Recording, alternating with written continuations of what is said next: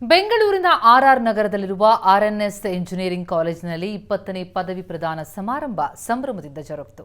ಹಬ್ಬದ ವಾತಾವರಣದಲ್ಲಿ ಪದವಿ ಪೂರೈಸಿರುವ ವಿದ್ಯಾರ್ಥಿಗಳು ಪದವಿ ಪ್ರಮಾಣ ಪತ್ರಗಳನ್ನು ಮುಖ್ಯ ಅತಿಥಿಯಾಗಿದ್ದ ವಿಪ್ರೋ ಎಂಟರ್ಪ್ರೈಸಿಂಗ್ ಫ್ಯೂಚರ್ನ ಕೌಶಲ್ಯಾಭಿವೃದ್ಧಿ ಮುಖ್ಯಸ್ಥರಾದ ಸೂರ್ಯಪ್ರಕಾಶ್ ಮೊಹಪಾತ್ರ ಅವರಿಂದ ಸ್ವೀಕರಿಸಿದರು.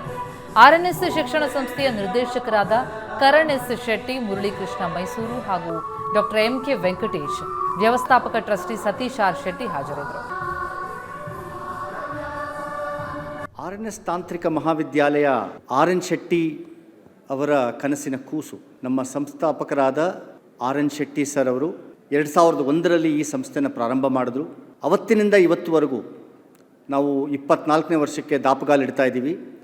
ಅವತ್ತಿಂದ ಇವತ್ತುವರೆಗೂ ಈ ಸಂಸ್ಥೆ ಪ್ರತಿ ವರ್ಷ ಒಳ್ಳೆಯ ವಿದ್ಯಾರ್ಥಿಗಳಿಗೆ ಒಳ್ಳೆಯ ಮಾರ್ಗದರ್ಶನ ಮತ್ತು ಒಳ್ಳೆಯ ರಿಸಲ್ಟ್ಸು ಮತ್ತು ಒಳ್ಳೆಯ ಪ್ಲೇಸ್ಮೆಂಟ್ಸನ್ನು ಕೊಡ್ತಾ ಬಂದಿದೆ.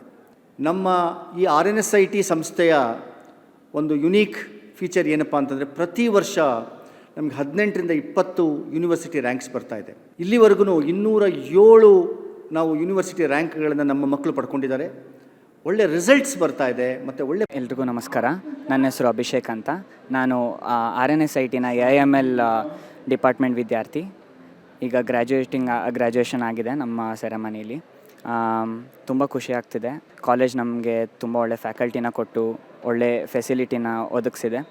ಸೊ ಕಾಲೇಜ್ಗೆ ಥ್ಯಾಂಕ್ಸ್ ಹೇಳಬೇಕಂತ ಇಷ್ಟಪಡ್ತೀನಿ.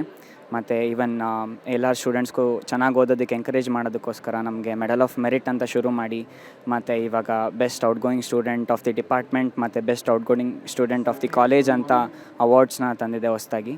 ಸೊ ಎಲ್ಲ ರೀತಿಯಲ್ಲೂ ನಮ್ಮ ಕಾಲೇಜ್ ಪ್ರೋತ್ಸಾಹ ಕೊಟ್ಟಿದೆ. Teachers, parents.